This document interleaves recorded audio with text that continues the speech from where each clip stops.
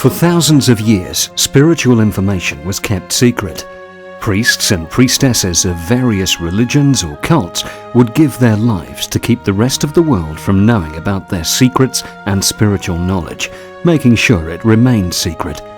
All the various spiritual groups and religions around the world had their secret information. Then suddenly, in the mid-60s, the veil of secrecy was lifted. In unison, almost all the spiritual groups of the world opened their archives at the same moment in history, and information that had been sealed and guarded for thousands of years became suddenly available.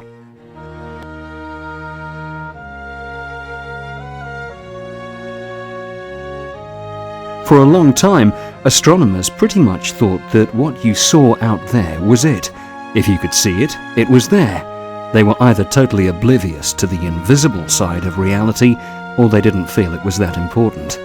But the invisible side of our reality is actually much greater than the visible side, and probably more important. The visible part of reality is far less than 1% of the total, almost nothing. The invisible universe is really our true home. There is much, much more. There are things even beyond the electromagnetic spectrum that we are just beginning to answer. The answer lies in the fact that the computer is made out of silicon and we are made out of carbon. It is tied into the relationship of silicon and carbon.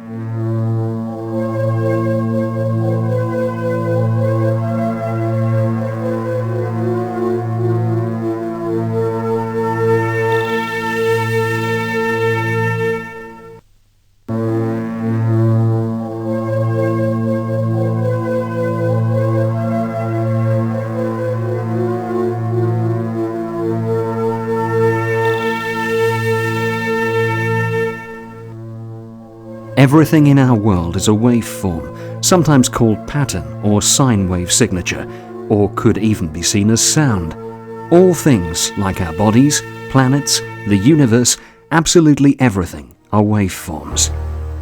The dimensional levels are nothing but differing base rate wavelengths.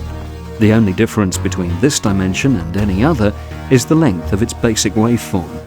It's just like a television or radio set. When you turn the dial, you pick up a different wavelength. Then you get a different image on your TV screen or a different station on your radio. It's exactly the same for dimensional levels. If you were to change the wavelength of your consciousness, and in so doing change all your body patterns to a wavelength different from this universe, you would literally disappear out of this world and reappear in the one to which you were tuned.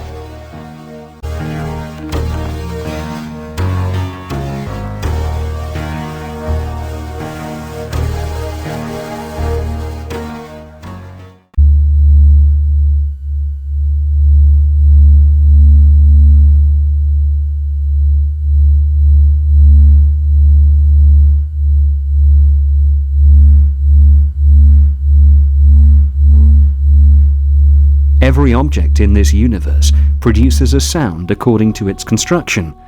Each object makes a unique sound. If you average the sounds of all the objects in this universe, in this third dimension, you would get this 7.23 centimeter wavelength, and it would be the true sound of Om for this dimension.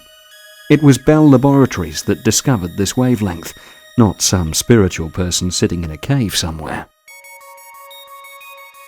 As you go up into dimensional levels, the wavelength gets shorter and shorter, with higher and higher energy. As you go down in dimensional levels, the wavelength gets longer and longer, with lower and lower energy, the more densely. Just as with a piano, there's a space between the notes, so that when you hit one note, there's a very definite place where the next note is. In this waveform universe we exist in, there is a very definite place where the next dimensional level exists.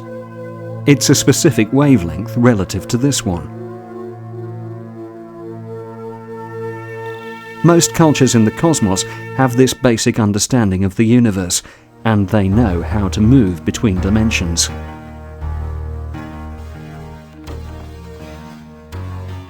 If we show each note in the chromatic scale as a circle, we have 13 circles. Each circle represents a white or black key, and the shaded circle at the end would be the 13th note that begins the next octave. The black circle on this illustration represents the third dimension, our known universe, and the fourth circle, the fourth dimension. The 12 major overtones between any two notes or dimensions are a replica of the larger pattern. It is holographic.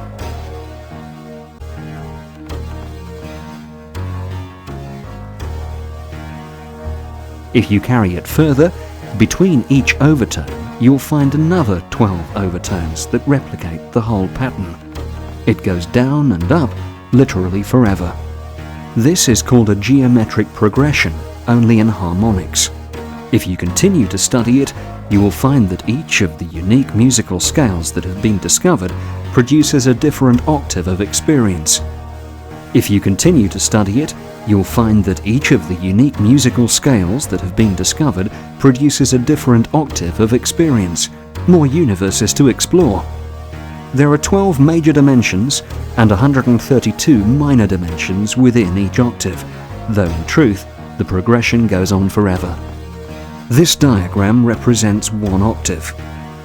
The 13th note repeats, then there's another octave above that one. There's an octave of universes below this and an octave above, and it stretches on theoretically forever. So, as big and as infinite as this universe seems, which is just an illusion anyway, there are still an infinite number of other ways to express the one reality, and each dimension is experimentally completely different from any other. Between each whole note universe and between each subspace or overtone universe, there is nothing, no thing, absolutely zip. Each of these spaces is called a void. The void between each dimension is called the duat by Egyptians or the bardo by Tibetans. Each time you pass from one dimension or overtone into the next, you pass through a void or blackness that's in between. But certain voids are blacker than others, and the blackest of these exist between the octaves. They are more powerful than the voids that exist within an octave. Please understand that we are using words that cannot fully explain this concept. This void that exists between octaves can be called the Great Void. It's like a wall you have to pass through to get to a higher octave. The great architect and geometrician of the matrix universe put these voids there in a particular way for certain reasons that will soon become apparent. All of these dimensions are superimposed over each other, and every point in space-time contains them all. The doorway to any of them is anywhere.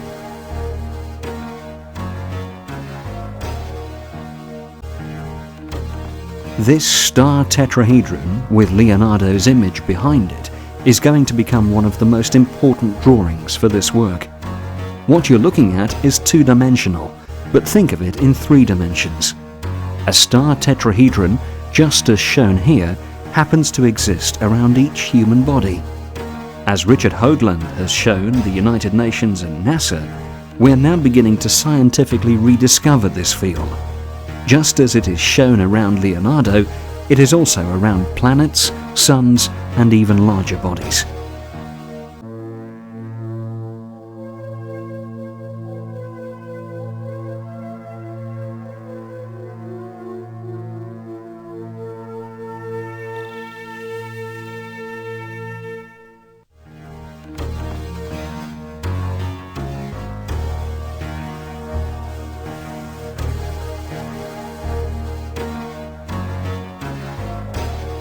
Quantum mechanics is a set of principles describing physical reality at the atomic level of matter and at the subatomic level.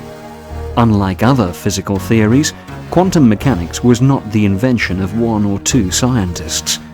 Those who took part are called the Founding Fathers, but some of these discoveries were well known for thousands of years by the ruling elite.